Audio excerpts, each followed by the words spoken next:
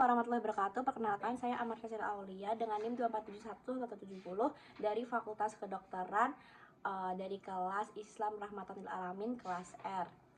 Pengampunya Ustadz Mohmizan Habibi. Di sini saya akan menjelaskan dan menjawab tentang pertanyaan UTS yang berjumlah 2 soal. Soal yang pertama yaitu tentang uraikan berdasarkan pemahaman saudara bagaimana cara kerja pendekatan normatif dan historis dalam kerangka metode double movement untuk menemukan makna dari ayat Al-Quran atau hadis Nabi. Nah, di sini jawaban saya dalam metode double movement yang dikembangkan oleh Fazlur Rahman terdapat 2 gerakan utama untuk memahami makna terdalam dari ayat Al-Quran atau hadis Nabi. Metode ini berupaya menjembatani pesan wahyu di masa lalu dengan realitas kehidupan manusia di masa kini. Nah, gerakan ini terdiri dari 2 tahap atau 2 arah. Gerakan pertama dari masa kini ke masa turunannya wahyu atau pendekatan historis dan juga normatif. Pada tahap ini kita kembali ke konteks sejarah turunnya ayat atau hadis. Pendekatan historis digunakan untuk memahami situasi sosial, budaya, dan politik pada masa Nabi, masalah yang dihadapi masyarakat Arab saat itu, serta mengapa ayat atau hadis tersebut diturunkan atau disampaikan.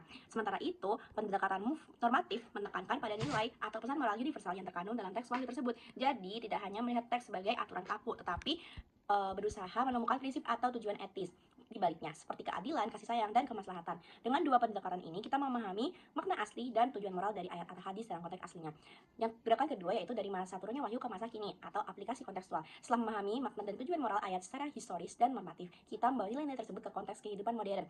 Artinya, kita menafsirkan kembali dan menerapkan prinsip moral itu sesuai kondisi budaya sosial dan tantangan zaman sekarang. Tujuannya bukan mengubah isi wahyu, tetapi mengaktualisasikan pesannya agar tetap relevan dan hidup dalam masyarakat modern. Nah, kesimpulan dari pertanyaan ini, dengan kata lain, pendekatan historis membantu kita memahami latar belakang turunnya ayat. Kemudian untuk pendekatan normatif menuntut kita menemukan nilai moral universalnya, dan melalui metode double movement, keduanya digabungkan agar pesan Al-Quran dan hadis dapat dipahami secara mendalam dan diterapkan secara kontekstual di masa kini. Jadi, melalui pendekatan normatif dan juga historis, dalam metode double movement, kita tidak hanya membaca teks secara harfiah, tetapi juga menggali nilai-nilai universal agar ajaran Islam tetap hidup dan membimbing kehidupan manusia di setiap zaman. Untuk soal yang kedua yaitu jelaskan ayat Al-Quran dan terjemah dan isi kandungannya yang menjelaskan tentang bidang ilmu atau sebagian materi dari bidang ilmu yang saudara tekuni. Uraikan keterkaitannya dengan bidang ilmu yang saudari tekuni. Nah, di sini saya sebagai mahasiswa kedokteran, saya mengambil ayat Al-Quran surat Al-Mu'minun ayat 12 sampai 14 yang berbunyi, Bismillahirrahmanirrahim. Walaqad khalaqnal insana min sulalatin min tin, tsumma ja'alnahu nutfatan fi qararin makin, tsumma khalaqnal nutfata 'alaqatan fa khalaqnal 'alaqata mudghatan fa khalaqnal mudghata idhaman fa kasawnal idhama lahma, tsumma ansha'nahu khalqan akhar, fatabarakallahu ahsanul khaliqin. Shadaqallahul azim. Yang artinya, dan sungguh kami telah menciptakan manusia dari saripati tanah. Kemudian kami menjadikannya air mani yang disimpan dalam tempat yang kokoh atau rahim.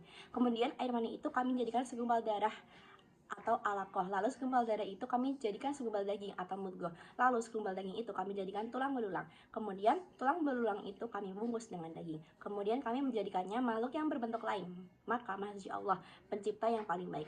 Nah, maksud dari isi kandungan ayat itu, ayat ini menjelaskan tentang proses penciptaan dan perkembangan manusia sejak dalam rahim yang terjadi secara bertahap dan sangat teratur. Al-Quran menggambarkan tahapan itu mulai dari nutfah atau air mani, yang berarti pembuahan sperma dan juga ovum. Yang kedua ada alakoh atau segumpal darah atau embrio awal, yang berarti implantasi dan perkembangan awal zigot. Yang ketiga ada mudghah atau segumpal daging, yang artinya pembentukan jaringan, organ, dan diferensiasi sel. Yang keempat ada pembentukan tulang dan otot. Yang kelima hingga menjadi makhluk sempurna dengan bentuk dan fungsi organ yang kompleks.